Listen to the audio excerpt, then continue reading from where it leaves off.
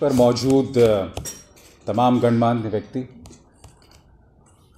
छत्रपति जी का परिवार और सभा में मेरे सीनियर्स जूनियर्स, आप सबको मेरा नमस्कार।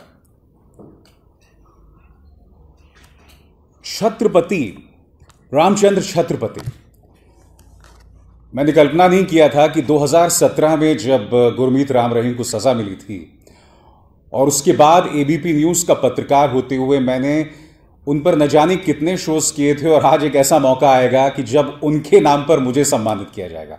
मैं आपको बता नहीं सकता आज का ये मेरा दिन कितना यादगार है, कितना खूबसूरत है। बहुत बहुत शुक्रिया आप सबका। देखिए, रामचंद्र छत्रपति जो है ना, एक जज्बा है। मैं उनके बारे में सोच रहा था, मुझे आज बात करनी है जमीनी पत्रकारिता की, तो मैं सोच रहा था कि रामचंद्र छत्रपति क्या है। मेरे जहन में एक नाम याद आया, और इत्तेफाक देखिए कि शायद दूसरे या तीसरे साल जिस शख्स को यह पुरस्कार दिया गया, कुलदीप नायर, उन्होंने भी उसी शख्स से उनकी तुलना की थी, भगत सिंह।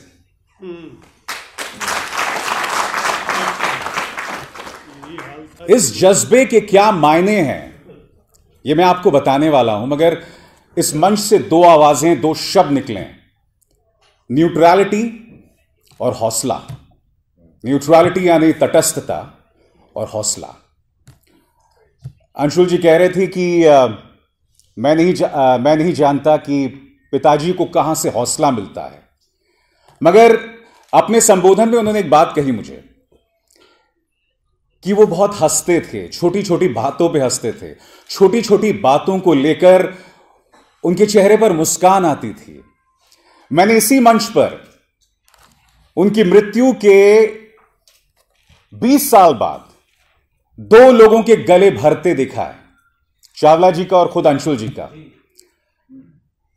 यह है उनकी विरासत, उनका हौसला, ये सामने बैठा हुआ उनका अपना परिवार। आप जानते हैं कि जो भी साहसी व्यक्ति होता है, बहादुर व्यक्ति होता है, वो अपनी ताकत ऐसे छोटे लम्हों से लेता है, अपने परिवार से लेता है, क्योंकि जब तक उसके दिल में परिवार का दर्द ना हो, परिवार की मान्यताएं, परिवार का संस्कार ना हो, वो सच की लड़ाई नहीं लड़ सकता, और पूरे सच की लड़ाई तो बिल्कुल भी नहीं लड़ सकता। यह खूबसूरती है उस जज्बे की। और आपको अंदाजा, कम से कम आप लोगों को है, मगर इस शहर के बाहर अंदाजा नहीं है छत्रपति जी के ब्रांड का।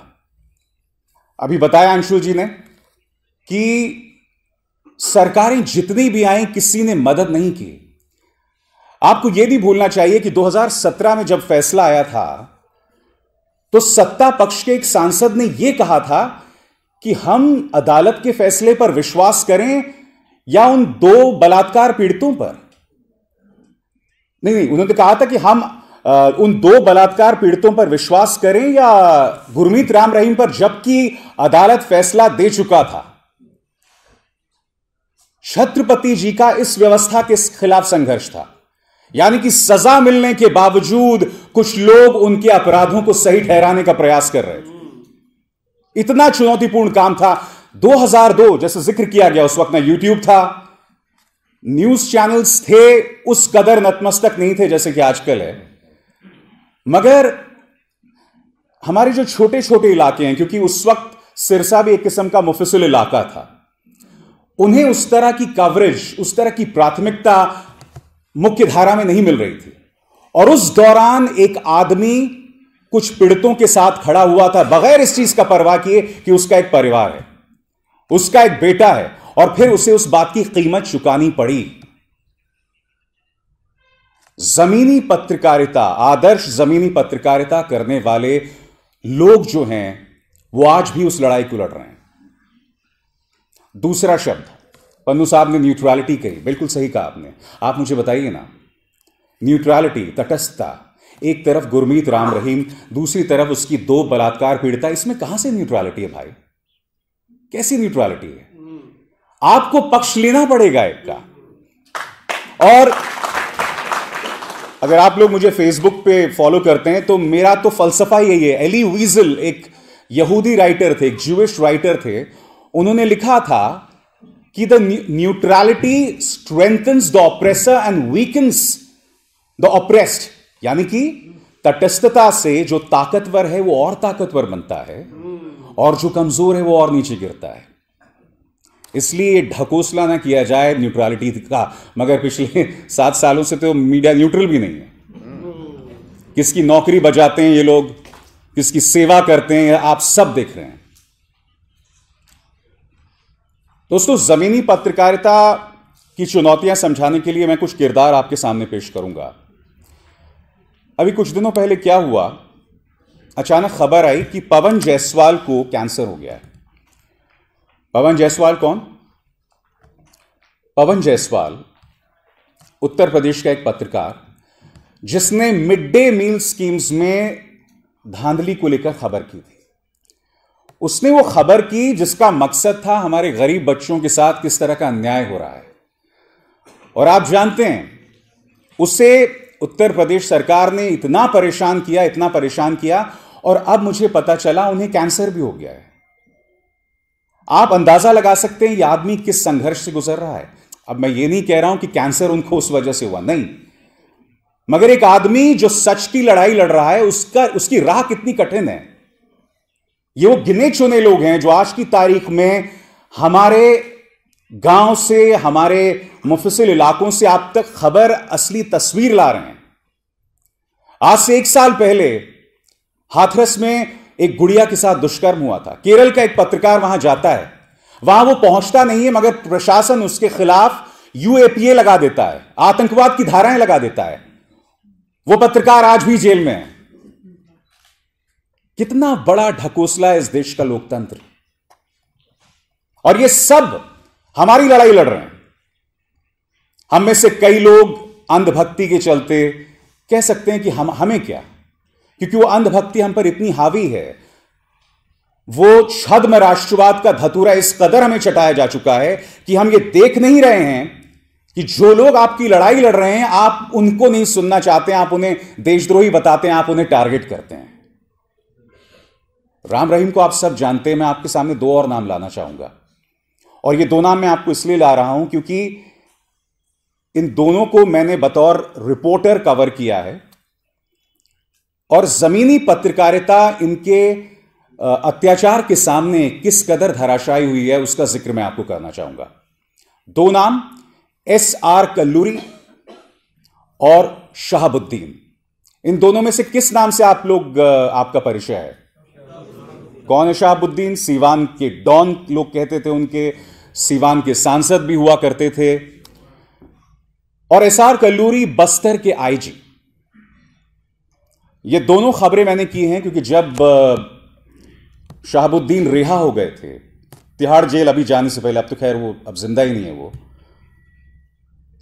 राजदेव रंजन नाम के एक पत्रकार की बेरहमी से हत्या करवा दी गई थी, और आरोप, गुनाह जो है वो शहाबुद्दीन पर सिद्ध हुआ था।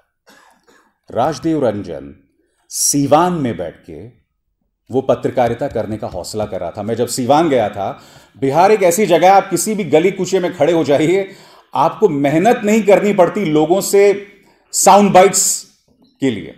लोग राजनीति के इतने जानकार होते हैं कि आपको किसी एक्सपर्ट की जरूरत नहीं होती।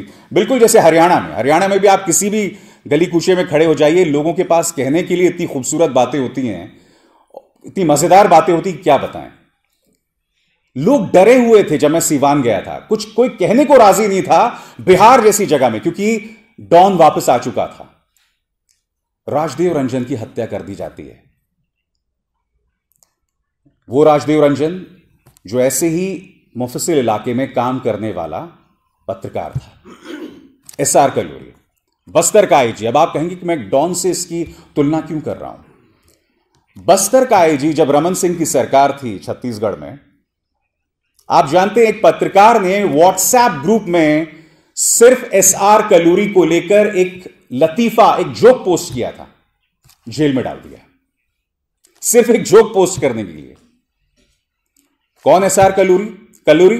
SR कल्लूरी इत्तेफाकन देश के दूसरे या तीसरे सबसे ज्यादा ताकतवर आदमी के बहुत खास भी माने जाते हैं। अजीत डोभाल साहब के खास माने जाते हैं वो। फिर एक और पत्रकार से मैं रूबरू हुआ जब मैं रिपोर्टिंग कर रहा था, नाम था संतोष यादव। संतोष वहां रहने वाले उन गिने चुने पत्रकार थे जिनके पास आदिवासी आते थे, अपनी कहानियां सुनाते थे, और वो अक्सर अपने अखबार में या अलग अलग मंचों के जरिए उनकी कहानियां बताता था। उस पर भी सिद्दीक कप्पन की तरह यूएपीए आतंकवाद की धाराएं लगा दी गई। 6 महीने तक उसे टॉर्चर किया गया। जब मैं वहां पहुंचा और उसकी बीवी से मिला तो सिवाय आंसू के उसके पास कुछ नहीं था, मगर मैंने उससे एक सवाल पूछा। मैंने बोला, अगर संतोष रिहा हो जाते हैं तो क्या आप उनसे कहेंगे कि ये बंद कर दो पेशा? कहती, मैं बिल्कुल नहीं बंद करूंगी, क्योंकि यही तो ताकत है उनकी। मैं बता नहीं सकता हूं, आज भी जब मैं आपसे कह रहा हूं ना, मेरी रूह जैसे कांप जाती है ना, बिल्कुल उसके शब्द हैं। कायदे से मैं चाहता ये था परमानंद जी कि अगर वो तमाम मेरी रिपोर्ट्स का छोटा छोटा एक क्लिप मैं दिखा पाता यहां, तो मैं वो बेहतर आपको और समझा पाता। मैं फिर उसके बाद लॉ एंड ऑर्डर एडीजी से मिला छत्तीसगढ़ के, और मैंने उनसे कहा कि ये क्या हो रहा है। एक एसआर कल्लूरी है जो इस तरह से लोगों को व्हाट्सएप पर जोक करने के लिए जेल भेज रहा है, टॉर्चर किया जा रहा है संतोष यादव को जो जमीनी पत्रकारिता कर रहे हैं। और यही नहीं, एक आदिवासी को रातों रात पुलिस ले जाती है और अगले दिन उसकी लाश पहुंचती है, और पुलिस अपनी रिपोर्ट में लिखती है कि यह हार्डकोर नक्सली आतंकवादी है। उसका आधार कार्ड है भाई, एक नक्सली जिनका आतंकवादी का आधार कार्ड होगा, मतलब ये लोग क्या समझते हैं लोगों को। मगर हुआ क्या कि जब मैंने लॉ एंड ऑर्डर एडी से मुलाकात की और जब मैंने उनसे कहा कि ये क्या हो रहा है, मगर उसका एक फायदा ही हुआ दोस्तों कि 1 या 1.5 महीने बाद संतोष यादव को रिहा कर दिया गया। मेरी बात उनके परिवार से बाद में हुई तो उन्होंने कहा कि कम से कम आप लोगों के उस खबर करने की वजह से इन्हें इस बात का आभास हो गया कि भाई हम एक हद तक उन्हें टॉर्चर कर सकते हैं, उसके अलावा कुछ नहीं कर सकते हैं। आखिरकार उन्हें रिहा करना पड़ा। मगर मैंने यह सोचा था कि एसआर कल्लूरी जैसे लोगों पर कार्रवाई होगी। राम रहीम जेल में है, शहाबुद्दीन का भी अंत कोई बहुत अच्छा नहीं हुआ, क्योंकि वो तिहाड़ में गए, फिर वो बीमार हो गए और फिर उनकी मौत हो गई। एसआर कल्लूरी जब छत्तीसगढ़ के चुनाव हो रहे थे तो एसआर कल्लूरी के खिलाफ विपक्ष की कांग्रेस जो है उनका नाम ले लेकर चुनावी अभियान करती थी। मगर आप जानते हैं जैसी कांग्रेस सत्ता में आई तो क्या हुआ, एसआर कल्लूरी को एक और खूबसूरत पोस्टिंग दे दी गई। मैंने भूपेश बघेल साहब से पूछा कि जो आदमी इस तरह से पत्रकारों को जेल में भेज रहा है, उसको आप लोग इस तरह से नया पोस्टिंग दे रहे हैं। उनके पास कोई जवाब नहीं था। यह इस समाज की एक बहुत बदनुमा हकीकत है। जो जमीनी पत्रकारिता करते हैं दोस्तों, उनको उनके बैकअप के लिए, उन्हें संभालने के लिए कोई नहीं होता है। मगर जो सत्ता के लिए काम करते हैं, सत्ता उनसे फायदा निकलवा लेती है और सत्ता अक्सर उनके लिए रहती है। कितनी बड़ी त्रासदी है दोस्तों, इस तरह से चीजें होती हैं। इसलिए आपको समझना पड़ेगा कि छत्रपति जो हैं वो एक जज्बा हैं, और छत्रपति जी की फहरिस्त में ये जो तमाम पत्रकार काम कर रहे हैं, उनके जज्बे से भी आप मुंह नहीं मोड़ सकते हैं। एक बहुत बेहतरीन काम कर रहे हैं, और आई थिंक ये सब हमारे स्टैंडिंग ओवेशन के हकदार हैं।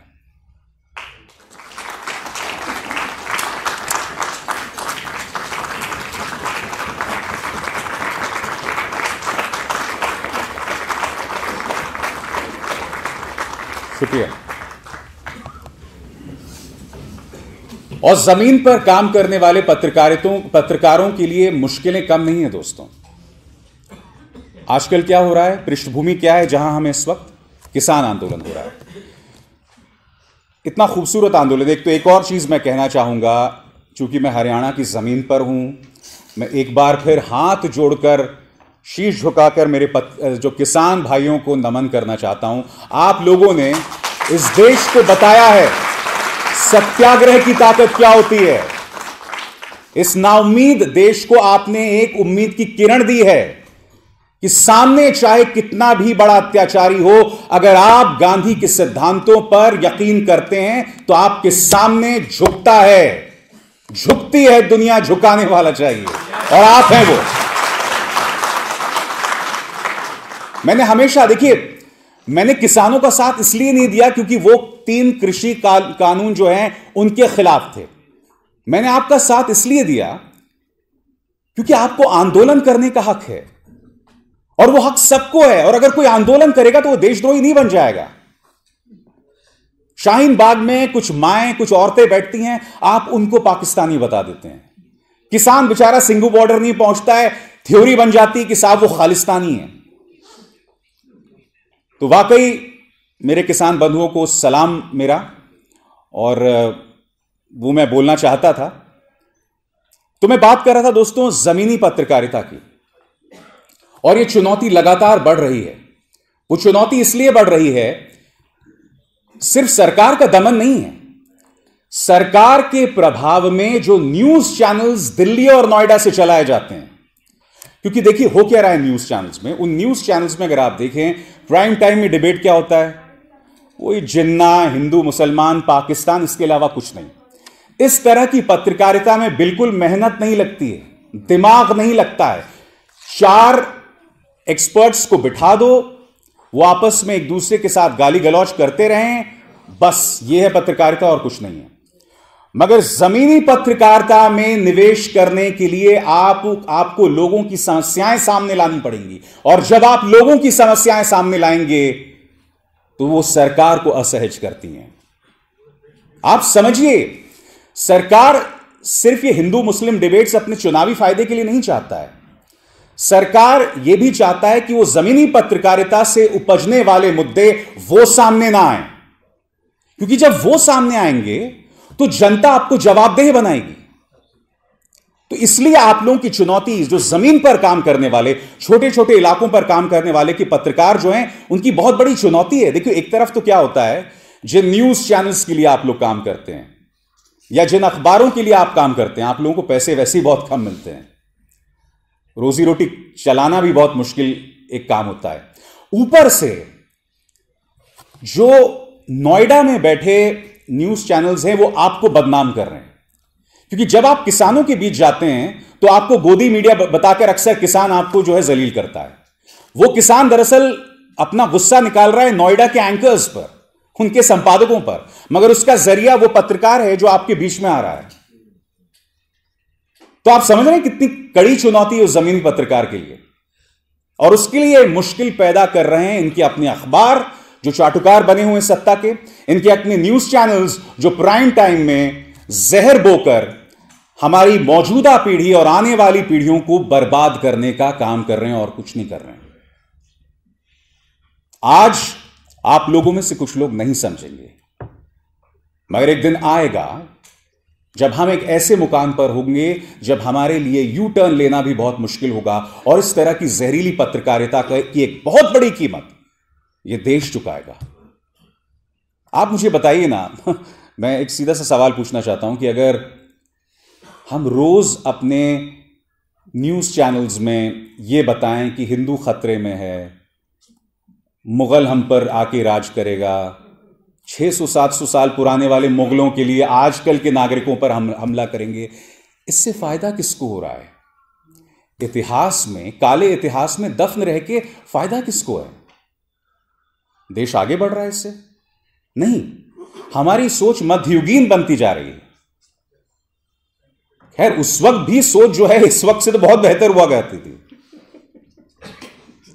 तो आपको यह समझना पड़ेगा कि यह मीडिया आपका किस कदर नुकसान कर रहा है, आपके परिवारों का नुकसान कर रहा है, और आप जब तक इसे बर्दाश्त करते रहेंगे, जब तक आप इसे देखते रहेंगे, यह तब तक चलता रहेगा दोस्तों। और अब तो यह हो गया है दोस्तों कि मुश्किल सिर्फ इन छोटे छोटे इलाकों में काम करने वाले पत्रकारों की नहीं है। अभी कुछ दिनों पहले आप लोगों ने पेगासस के बारे में सुना होगा। पेगासस वो सॉफ्टवेयर, एक इस्राएली सॉफ्टवेयर है जो आपके फोन में डाल दिया जाता है। यह डालने का अधिकार सिर्फ देश की सरकारों को है, क्योंकि इस्राएली कंपनी सिर्फ सरकारों को बेचती है, मगर सरकारें अमूमन इसका इस्तेमाल आतंकवादियों के खिलाफ करती है। मगर इसका इस्तेमाल किसके खिलाफ किया गया?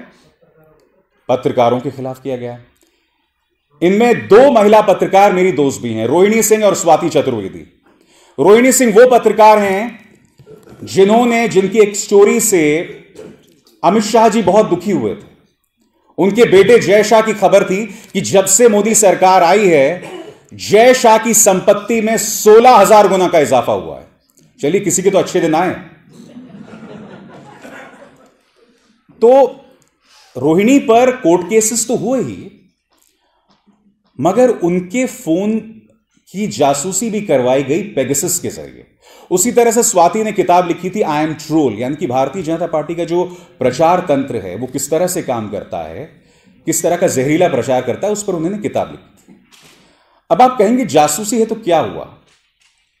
यकीनन आईटी एक्ट के अंतर्गत सरकार के पास अख्तियार हैं कि वो आपकी जासूसी कर सके, मगर आईटी एक्ट के अंतर्गत पेगासस के जरिए पेगासस हैकिंग करता है आपके फोन की, वो गैर कानूनी है। और कुछ और मैं आपको बताना चाहता हूं।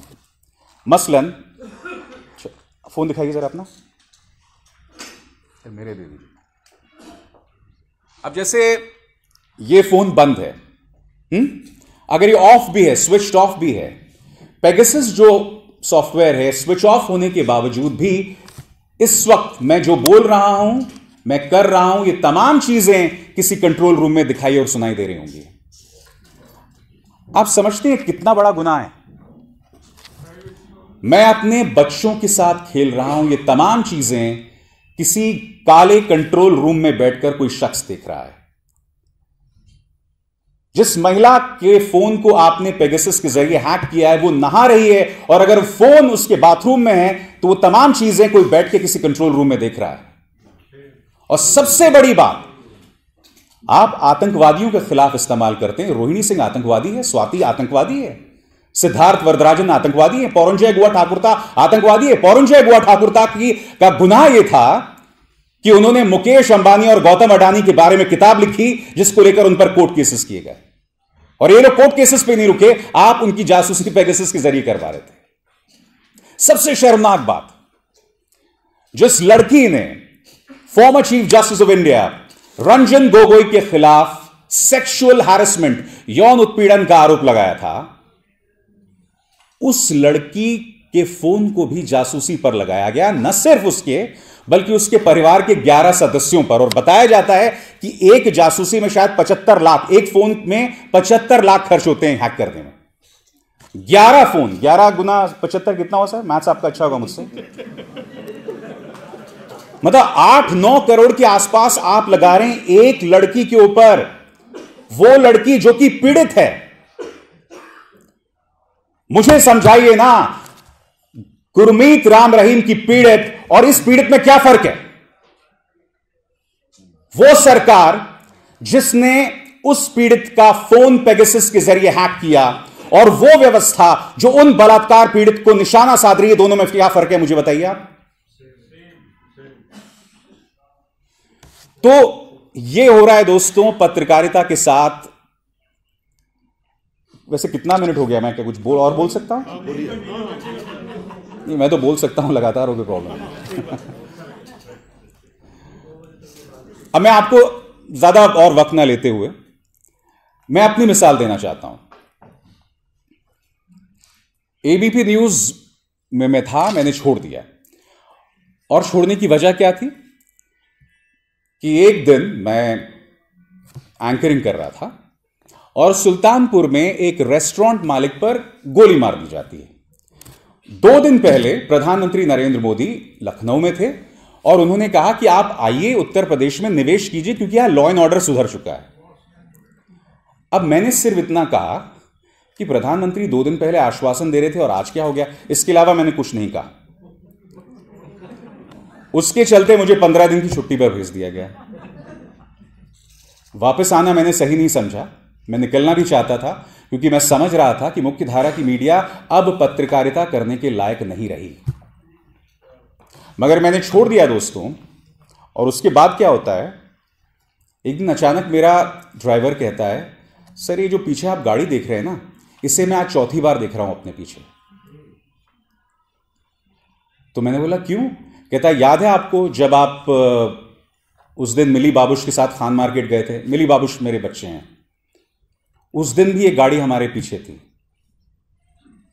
तो उसके बाद क्या हुआ, मैं अकेला था और मैंने थोड़ी स्लो की गाड़ी, वो साइड से जाने लगी और फिर मैं आगे निकल गया क्योंकि उसके शीशे काले थे, मैं नहीं जानता था अंदर कौन था क्या था। फिर अगले दिन क्या देखता हूं कि वो मेरे घर के पास खड़ी हुई है। मैं पुलिस के पास गया, मैंने शिकायत की, पता चला कि वो गाड़ी किसी कश्मीरी की थी जो श्रीनगर का रहने वाला था मगर नोएडा में काम कर रहा था। अब मुझे लगा अगर one in a blue chance कि वाकई ये वो है, कोई कश्मीरी मुस्लिम है जो यहां काम कर रहा है दिल्ली में, और अगर मैंने शिकायत को आगे लेकर गया तो वैसे ही तो आपको जानते हैं कश्मीरी और मुस्लिम तो बहुत ही जबरदस्त कॉम्बिनेशन है पुलिस को ठोकने के लिए।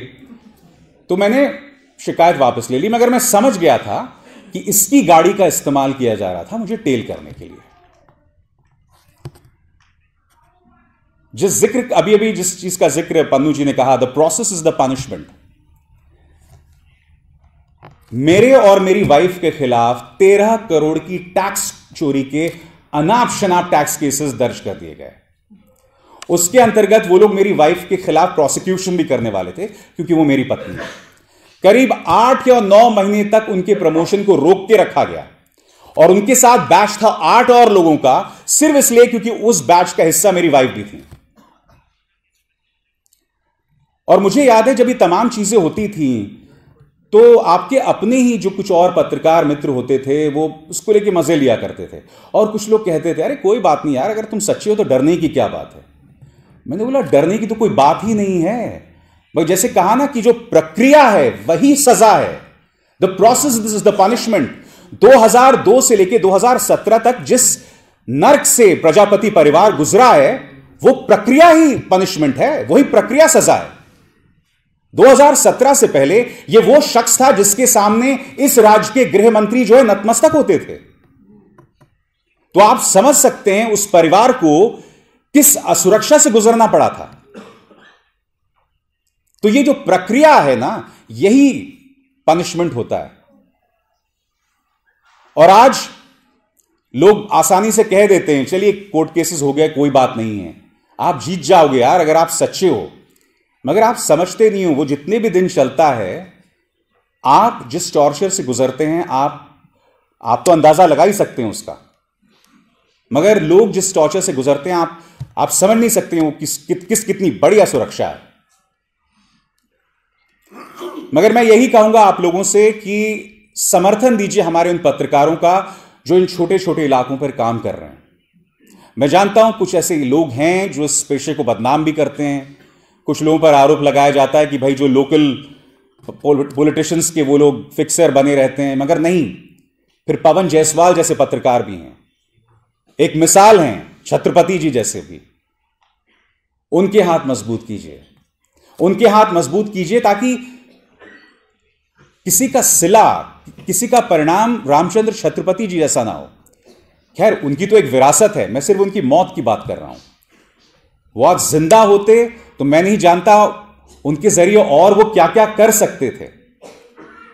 मगर हां, उनकी शहादत ने हम सबको एक मिसाल दी। और दोस्तों जाते जाते मेरा अपना वो फलसफा है, और ये फलसफा मैं अक्सर उन पत्रकारों को देता हूं जो इन मुश्किल हालात में अपना काम करते हैं। इन तेज हवाओं से घबराना नहीं है। तेज हवाओं से ना घबरा ए बाज, ये तो आती ही है तुझे ऊंचा उठाने के लिए।